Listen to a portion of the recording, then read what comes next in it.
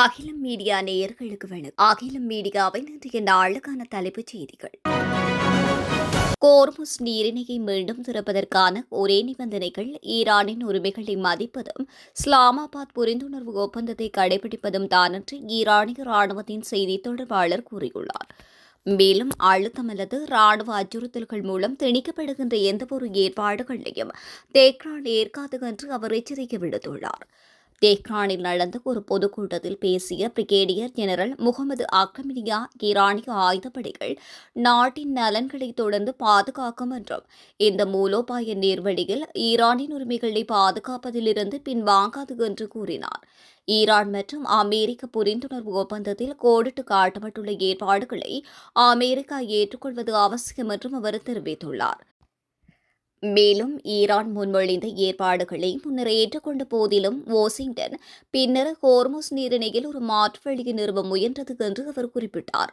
ஒப்புக்கொள்ளப்பட்ட கட்டமைப்புக்கு வெளியே ஹோர்முஸ் நீரிணையில் எடுக்கப்படுகின்ற எந்தவொரு நடவடிக்கைகளுக்கும் ஈரானிடமிருந்து கடுமையான பதிலடி கொடுக்கப்படும் என்று எச்சரித்த ராணுவ செய்தி தொடர்பாளர் அமெரிக்காவின் ஆக்கிரமிப்பு அல்லது அழுத்தத்தின் மூலம் அந்த நீர்வழி பாதை மீண்டும் திறக்கப்படாது என்றும் வலியுறுத்தினார்.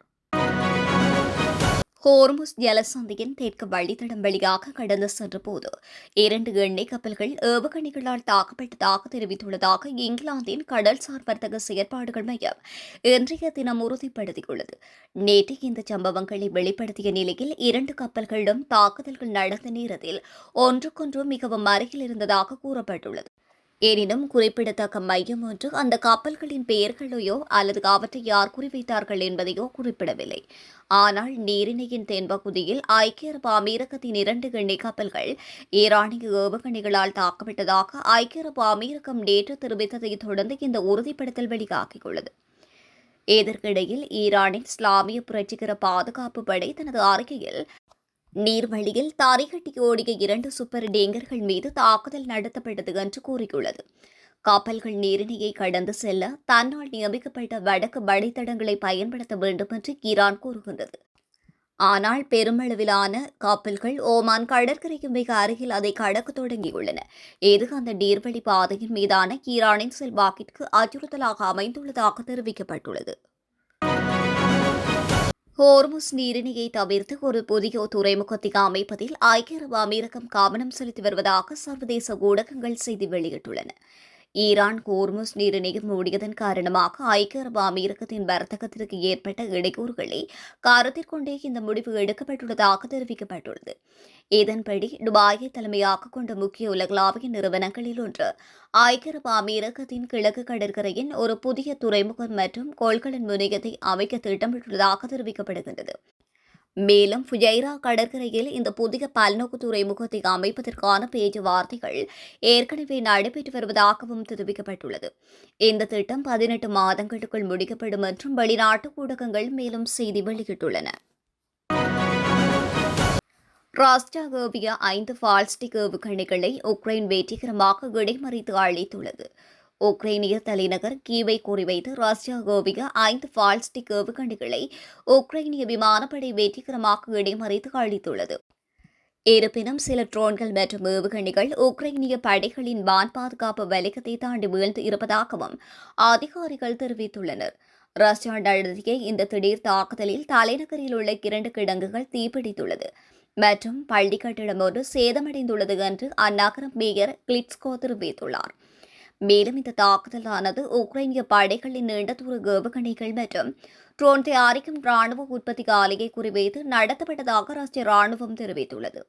ட்ரோன்களை விட பால்ஸ்டிக் ஏவுகணைகளை வீழ்த்துவது சவாலான நிலையில் கடந்த 2 வாரங்களில் முதன்முறையாக பால்ஸ்டிக் ஏவுகணையை வெற்றிகரமாக வீழ்த்தியிருப்பதாக உக்ரைனிய ராணுவம் தெரிவித்துள்ளது. உக்ரைன் தெரிவித்துள்ள தகவல்களின்படி 25 ராஷ்டிர ட்ரோன்கள் மற்றும் ஏவுகணைகள் உக்ரைனின் 17 இடங்களை தாக்குதல் நடத்தியுள்ளது.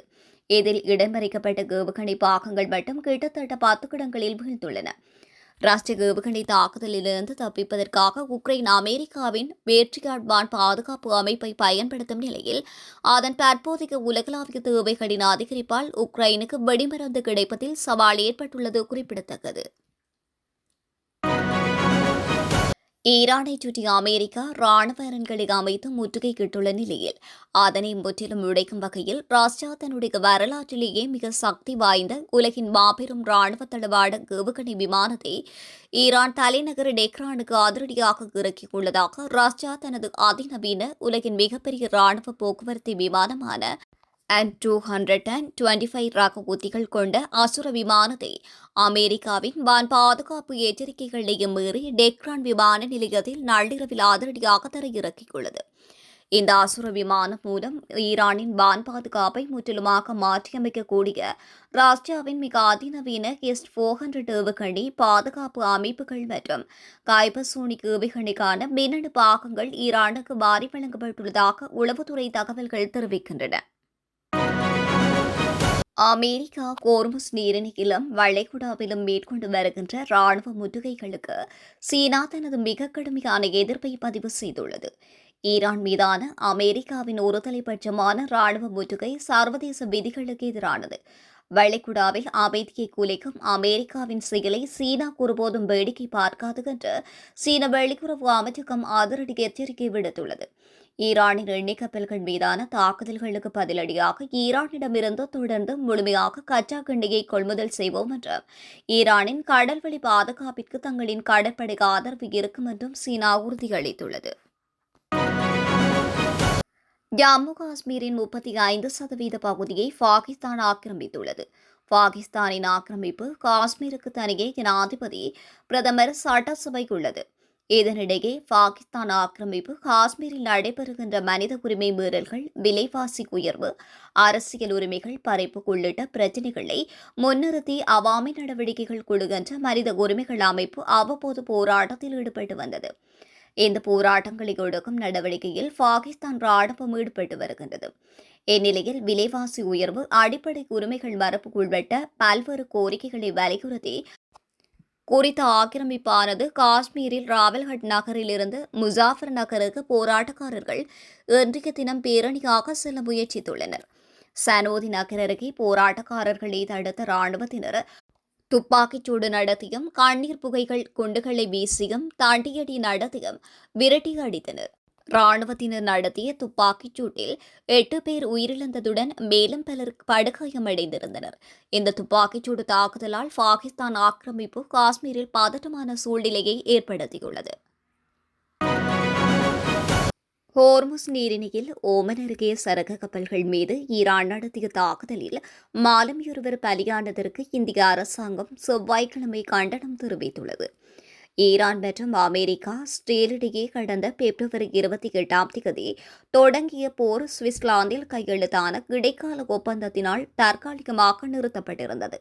இதனைத் தொடர்ந்து ஹோர்முஸ் நீரிணை அருகே 3 வணிக கப்பல்களின் மீது ஈரானிய படைகள் திடீர் தாக்குதல்களை நடத்தியதாக குற்றம் சாட்டிய அமெரிக்கா நேற்றைய தினம் 80க்கும் அதிகமான ஈரானின் கட்டமைப்புகள் மீது தாக்குதல்களை நடத்தியது.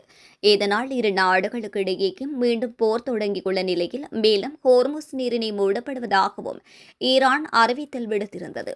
இந்நிலையில் ஹோர்முஸ் நீரிணையில் ஓமன் அருகே சென்று கொண்டிருந்த 2 சரக்கு கப்பல்கள் மீது ஈரான் தாக்குதல்களை நடத்தியது. இந்த தாக்குதல்களில் இந்திய மாலுமி ஒருவர் பலியாகிய நிலையில் மேலும் 10 பேர் காயமடைந்திருந்தனர். இதுகுறித்து மத்திய வெளியுறவுத்துறை அமைச்சகம் வெளியிட்டுள்ள அறிக்கையில் தெரிவிக்கையில், ஹோர்முஸ் நீரிணை வழியாக பயணித்த MT அல்ஃபாகியா மற்றும் MT மொம்தாசா ஆகிய 2 சரக்கு கப்பல்கள் மீது ஈரான் நடத்திய தாக்குதலால் இந்தியா மிகுந்த கவலை கொண்டுள்ளது. இந்த 2 கப்பல்களில் இருந்த 46 மாலுமிகளில் 30 பேர் இந்தியர்கள். இந்த தாக்குதலால் ஒரு இந்திய மாலுமி பலியானதோடு 10 பேர் காயமடைந்தனர். பலியான மாலுமியின் குடும்பத்தினருக்கு இரங்கல் தெரிவிப்பதோடு காயமடைந்தவர்கள் விரைவில் குணமடைய பிரார்த்திக்கின்றோம். ஓர்முஸ் நீரிணை வழியாக செல்கின்ற மாலுமி மற்றும் கப்பல்களின் பாதுகாப்புக்கு அச்சுறுத்தும் இதுமாதிரியான தாக்குதல்களை நாங்கள் வன்மையாக கண்டிக்கின்றோம். பொதுமக்கள் மற்றும் வணிக கப்பல்கள் மீதான தாக்குதல்களை ஈரான் உடனடியாக நிறுத்த வேண்டும் என்று குறிப்பிடப்பட்டுள்ளது. போர்க்களத்தின் அடுத்த அதிரடி திருப்பமாக ஏமனின் ஹவுதி கிளர்ச்சியாளர் படையினர் சவுதி அரேபியா மீது தங்களின் ஆகப்பெரும் தாக்குதல்களை நள்ளிரவில் அரங்கேற்றியுள்ளனர். தாங்கள் மீது நடத்தப்பட்ட வான்வெளி தாக்குதல்களுக்கு பழி வாங்குவோம் என்று ஹவுதி அமைப்பினர் எச்சரிக்கை விட்டிருந்த நிலையிலேயே சவுதி அரேபியாவின் மிக முக்கிய அப்வா சர்வதேச விமானம் நிலையம் மற்றும் முக்கிய உட்கட்டமைப்புகள் மீது அதிநவீன பால்ஸ்டிக் ஏவுகணைகள் மற்றும் காமிகேஸ் ட்ரோன்களை ஏவி அசுர தாக்குதல்களை நடத்தியுள்ளனர். இத்தாக்குதல்களை தொடர்ந்து சவுதியின் வான்பரப்பை உடனடியாக மூடுமாறு அவர்கள் இறுதி எச்சரிக்கை விடுத்துள்ளனர். சவுதியின் அஜிர் மாகாணத்தில் அமைந்துள்ள அஃபா சர்வதேச விமான நிலையத்தில் குறிவைத்து அவர்கள் ஏவிய ட்ரோன் தாக்குதல் மற்றும் குரூஸ் ஏவுகணைகள் விமான நிலையத்தின் பிரதான கோடுதளம் மற்றும் பயணிகள் முனைய பகுதிகளில் வெடித்து சிதறியுள்ளன. இதனால் விமான சேவைகள் உடனடியாக நிறுத்தப்பட்டு விமான நிலையம் தற்காலிகமாக மூடப்பட்டுள்ளது. இத்தாக்குதல்களுக்கு பின்னர் அதிகாரப்பூர்வ அறிக்கை வெளியிட்டுள்ள படைகளின் செய்தி தொடர்பாளர், சவுதி அரேபியாவில் உள்ள அனைத்து சிவிலியன் மற்றும் ராணுவ விமான நிலையங்களையும் உடனடியாக மூடுமாறு எச்சரிக்கின்றோம். இல்லையெனில் அவை எங்களின் அடுத்த கட்ட ஏவுகணை இலக்குகளாக மாறும் என பகிரங்க மிரட்டல் விடுத்துள்ளார். சவுதியின் அஃபா விமான நிலையம் தாக்கப்பட்ட செய்தி வெளியான அடுத்த சில நிமிடங்களில் ஏமனின் தலைநகர் சனா உட்பட பல்வேறு முக்கிய நகரங்களில் ஆயிரக்கணக்கான பொதுமக்கள் கொடிகளை ஏந்தியபடி தெருக்களில் திரண்டுள்ளனர். பல வருடங்களாக தங்களை தாக்கிய சவுதி கூட்டணி படைகளுக்கு எதிராக கவுதிகள் கொடுத்த இந்த அசுர பதிலடியை ஏமன் நாட்டு மக்கள் வான வேடிக்கைகள் நிலத்தியும் பட்டாசுகள் வெடித்தும் இனிப்புகளை வழங்கியும் நள்ளிரவில் அசுரத்தனமாக கொண்டாடியதற்கு தங்கள் மகிழ்ச்சியை வெளிப்படுத்தியுள்ளனர். இத்துடன் அகில மீடியாவின் இன்றைய நாளுக்கான தலைப்புச் செய்திகள் நிறைவடைகின்றன. தொடர்ந்தும் உடனுக்குடன் செய்திகளை பெற்றுக்கொள்ள அகில மீடியாவுடன் இணைந்திருங்கள். நன்றி, வணக்கம்.